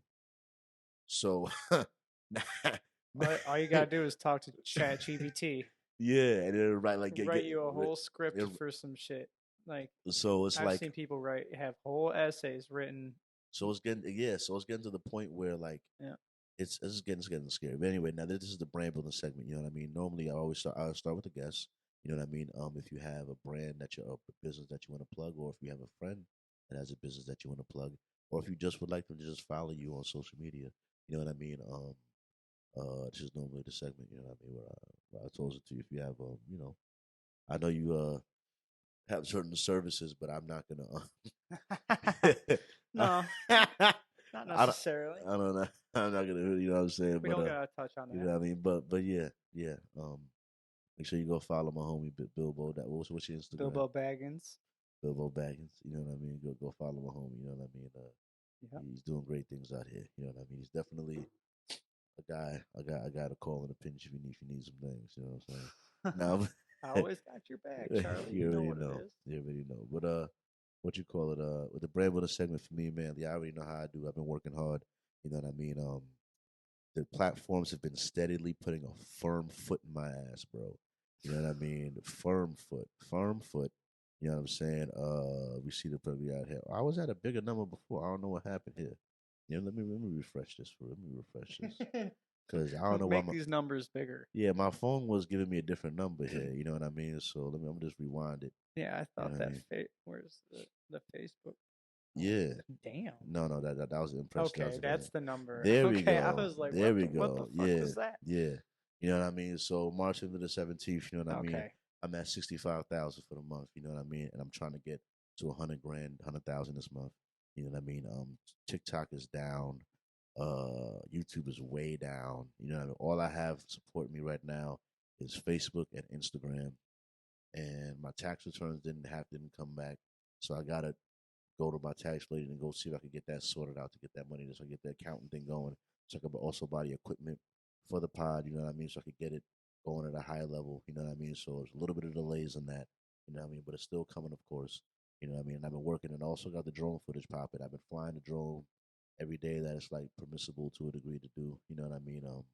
I got mad footage that I'm working on dropping. I dropped some already. You know what I mean? I'm gonna drop more. You know what I mean? So stay tuned for that because that's definitely coming. You know what I mean? So yeah, I'm trying to get to 100,000 this month, and I feel like I might do it, but you never know how it's looking. Give me like 2 more months. You know what I mean? But definitely by my birthday for sure. Around then, I'm gonna just go ahead and buy the badge, the verified badge, because all my research says that the verified badge, having a blue check on Instagram or whatever thing that gets the content more engagement. How much does that verified badge cost? Is it a monthly thing or? It's a monthly thing. Okay. You know what I mean? From my understanding, I want to say is $15 to $20 a month. You know what I mean? That's not horrible. It might be worth it. Yeah. You know what I mean? So I'm gonna get that badge, and that's gonna help me get just a little bit more views, a little bit more attraction because the platform also is obviously gonna treat you a little bit better as a payment. You know what I mean? So yeah, and I'll have a little more access to support. hopefully, because there's no such thing on TikTok or the other ones or YouTube that. Well, actually, YouTube I did verify. I sent my picture of my ID and everything, and they still YouTube just hates me. They usually just hates me. You know what I mean? But yeah. So I'm gonna end up double investing in the Facebook and Instagram because those are the main platforms holding me up right now. You know what I mean? So I'm gonna do that, but I'm gonna wait till June to do that. You know what I mean? Wouldn't TikTok be a big platform too? TikTok, listen, especially with like the shorts that you have. Listen, TikTok, you see them here. If I show you last month, TikTok has been one of my best platforms. You know what I mean? Like look at it, like 28. It was my second highest one. 28,000 last month on TikTok. Seems that's your more consistent one. You know what I mean? Yeah. But this month it's just decided to fall off a cliff because I'm telling you, it's just keep on pushing, Charlie. It gave it to me in the beginning, but then it just decided halfway through the month, like fuck them, just give me nothing. You know what I mean? And I've even spent some money with TikTok, but not that much because I already had that much money to spend on advertising and stuff like that. But yeah, but it's just I don't know. It seems like it's weird that these algorithms could just do whatever they want to do to you. They could just decide to just not post anything unless you get to the point where you have so many followers that your content doesn't need to get pushed to new people to get views. That you have so many people already following and baked in that you're guaranteed a certain amount of views. But I haven't got to that level yet. My content still needs to be pushed in front of, like, to me in my mind, when these 65,000 people I had got this month are all new people. The $113,000 I got, 13,000 whatever, not dollars. I wish I had $113,000. 113,000 views I got last month. I wish to God, right? Was to me all new people. You know what I mean? I maybe like 102 of them weren't because I only got a couple hundred followers. You know what I mean? So how many of them could be reoccurring people? You know what I mean? That's so to me, it's new people. New people see me every time. New people see me. They gotta come see me. You know what I mean? So that eventually they'll get used to seeing me, and eventually there will be repeats. You know what I mean? I gotta go across the whole internet. You know, I gotta slowly make my way across all the feeds. You know what I mean? Let them see me one time and scroll by. See me one time and scroll by until I become like, oh, this is a thing. Is this a thing happening? I'll follow this thing. You know what I mean? But you know what I mean? But gotta just keep on giving them what they want, Charlie. Yeah, just know I'm working on it, guys. Just know that I'm steady pushing on it. You know what I mean? And I'm keeping pressure on their head tops. You know what I mean? And I'm dropping more than, I'm dropping so fucking often these days. You know what I mean? I'm just dropping my ass off when it comes to these projects out here, these reels. You know what I'm saying? So hopefully you guys enjoy it. You know what I mean? I'm about to go try to play a written Wednesday, one of my old written Wednesdays. It just sucks now because I got so much content. That's another thing too. I'm gonna work on a new written Wednesday. Oh, that's so horrible. I'm There's just so much content. Yeah, I'm just doing a lot right now, so I can't focus on it like I want to. You know, once I have my LLC set up, you know what I mean, and I have a couple more things set up in a way where it's not so burdensome. I don't got to do them all the time at the moment. You know what I mean? I'll be able to do more written Wednesdays and get those out to you guys. But for now, it's just not something I'm able to do. You know what I mean? I have so much content. I was about to say, you got a little bit of stuff going on here. What? I'm just saying, you're looking for this this video. Keep on scrolling and scrolling. Yeah, it's just so much content. I almost barely remember how much stuff I have posted. When I really look back and think about how many clips I've posted, you know what I mean? I've posted so many clips. You know what I mean? For me to get back to the your shit pops up on my page all the time. Now I finally it's got to be one of them. And I'm thinking about this video too. I'm gonna play this video real quick because this video I did this shit on the anniversary video on my goals for this year of CharlieGtv, and I did it. You know what I mean? And now the anniversary for the third year of CharlieGtv is coming in July. The brand turning 3 years old. I mean, when the brand turned 2, I did it. I did my goals here. You know what I mean? TV, the anniversary. Like, wow, it took a minute. It took a minute to finally get the MacBooks, finally get the mic, finally get the phone with the camera. You know what I mean? Finally find a cool person to help me film something every once in a while. You know what I mean? Rome wasn't built in a day, and neither will my channel, neither will my brand. All it takes is hard work and consistency, though, and I'm always here to put it in. You know what I mean? I'm just thankful I made it this year, man. If God allows me to keep making it through these weeks, making it through this time, I'm going to keep showing up for you guys. You don't got to worry about it. What do I have planned for the year coming up? What are you doing, man? What are you doing? I plan to finally get the cameras, get the mics that I need to bring CharlieGtv Podcast to a brick and mortar place somewhere here in Detroit. You know what I mean? So I can start bringing on more guests and really expand this brand. I'm a partner with a digital marketer. So many things in store I have for you. Now, the digital marketer, I became the digital marketer myself. You're pretty you know what I on mean? point with what you were talking about there. Yeah. So I said I was gonna do it, you know what I mean, and I've done it. You know what I mean? I'm at a brick and mortar place, a real place here in Detroit. You know what I mean? We're a real place to have guests come through. You know what I mean? I've done that. You know what I mean? Now my next goal, I already know what it's gonna be, is becoming profitable, making money, making services, making a thing to actually start making money. You know what I mean? That's gonna be my next goal. You know what I mean? It's gonna take me probably till this time next year, July next year, so I find, all right, I got enough services, I got enough customers, I got enough of a portfolio, I got enough of an advertising, I got what I'm finally have enough to actually be making some money off of this production company, actually start, and then the next is to actually become a profitable business. So first is just making any money. You know what I mean? Making it, all right, now make enough money. You know what I mean? Right. Because right now you're making no money and you're spending money. All right. So you could go from making no money to making something. All right. Now you're actually making something from your business. Okay. Is it enough to break even? All right. Now, can you break even? All right. Can you actually become a profitable business? Oh, shit. You know what I mean? So, yeah, to go from negative to breaking even to profitable business.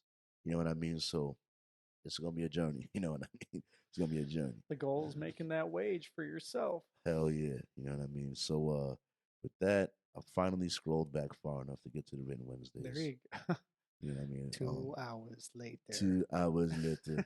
You know what I mean? So there's one right there. Yeah. I see him.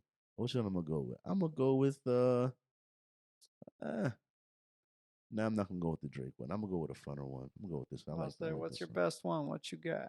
It's all right. You know what I mean? It's the audio quality that, when I look back, makes me mad because I haven't done one on this mic yet. This audio quality is way better. You know what I mean? Than the mic I had. You better there. get to it then. I'm telling you, man. Well, soon, huh? Yeah, but I'm gonna go with this one because there's a couple lines in here that really didn't happen at the time when I wrote them, but did happen now, which makes me feel like a fucking fortune teller. There's a couple of times when it happened in my Written Wednesdays, but I didn't have it then. I didn't say, but what I said was true because it's true now. It's funny. It's funny. Good time. But anyway, enjoy this old Written Wednesday, man. Here we go. Welcome. Brooklyn. Written Wednesday.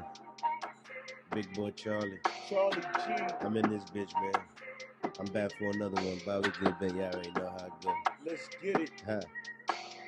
Big boy Charlie, just as the day I was Carly. Nah, but school's in the party, ain't no lie. Might hit my shit in the lobby. She got my heart and she robbed me. I stay grinding, so it's real hard to find me. Big boy Charlie, just as the day I was Carly. Nah, but school's in the party. I got the vision, balls coming out like I'm pissing. Real nigga, I'm the description. I move different. Popping my shit every week. I don't care if nobody come listen. You will never match my hustle, come try me. Big boy Charlie, I am not asking these niggas to look, nigga. I am not 5'. Is she gon' let me fuck? Probably. Is all my shit going up? Probably. Old friends hitting me up? Probably. Feeling real proud of myself? Probably. Doing this with no help? Probably. Happy I ain't give up? Probably. Big boy Charlie, just as the day I was Carly. Nah, but school's in the party, ain't no lie. Might hit my shit in the lobby. She got my heart that she robbed me. I stay grinding, so it's real hard to find me. Big boy Charlie, just as the day I was Carly. Nah, but school's in the party. Can go back to oodles and noodles. I found the maneuvers to get to the revenue smoother. That kid there a YouTuber and he a producer, but don't need a camera to shoot you.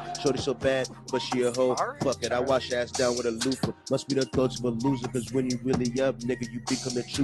Popping my shit like a Ruger. Shorty a pimple abuser, yeah, I could use her. You ain't gangster when you lead a computer. How is you tougher than me? Every week I get on this shit and outdo you. Her baby daddy a loser, that's what she likes. Stop wondering why she ain't choose you. Look, sliding on goals. Nigga, I'm the real shooter. Uploading these clips. Nigga, I'm the real shooter. Putting Wednesday number what? Nigga, I'm the real shooter. Piece of Friday number what? Nigga, I'm the real shooter. Podcast number what? Nigga, I'm the real shooter. What is you talking? I will outdo you. If you a goal of mine, click, clack, I will remove you. Big boy Charlie, just yesterday I was Carly. Nah, but losing the party. Ain't no lie. Might hit my shit in the lobby. She got my heart, then she robbed me. I still grinding, so it's real hard to find me. I still grinding, so it's real hard to find me. Big boy Charlie, just yesterday I was Carly. Now I was losing the party. Brooklyn. That Yeah, was Wednesday, nice. nigga. Big boy I like that Thanks for one. He had watching. some bars in there Yeah, you that know, I yeah, like. you That know. loofah bar was fire too. I like that one. You know what I'm saying? Yeah, shout out to No, Rogan, that man, was just a going good hard, man. positive message too. Yeah, hell yeah, Yeah. man. You know what I mean? Hard work, make it happen, you know what I'm saying? Absolutely. So, we had to,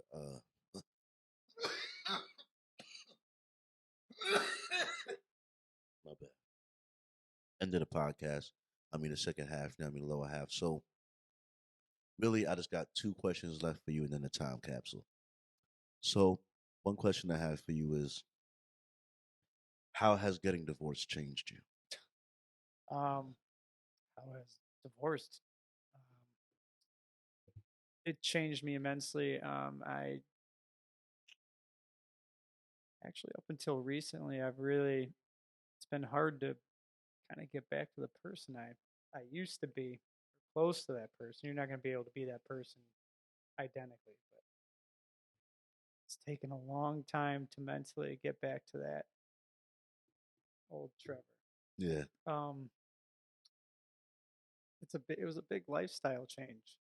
Getting used to being with somebody all the time, living with somebody all the time, and then just having to do it all on your own. It's definitely a big drastic change, and it took a lot getting used to, and it took a while to get the mental health aspect into line, but just got to put your head down and focus and do what you got to do and get it done. Yeah.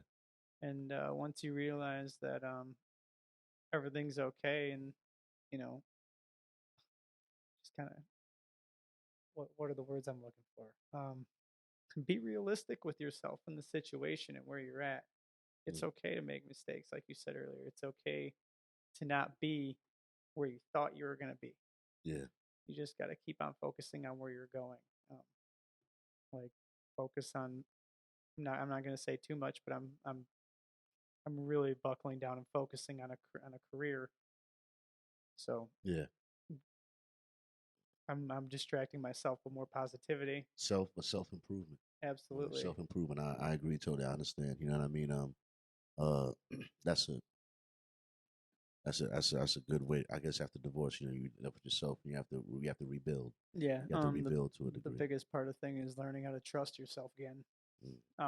Developing that is very hard. But how does going through divorce mess with your ability to trust you? I guess because you trusted this at person. The end of the day, at the end of the day, you're not with the person you thought you were with. Yeah. And there's a lot of realization that comes with that separation. Mm-hmm. That's not the person that you married, or that's not the person that you remember or love or spend all those memories with. That's not the person. Like it's very confusing. You thought you were done. It's a very complex. It's a very complex feeling, as well as being in pain. Yeah. You know? Yeah, because that heartbreak, obviously. Yeah, absolutely. Over the situation. But it's just there's a bunch of emotions that you've got to get together. Yeah. And it takes a lot of time to do that. It does.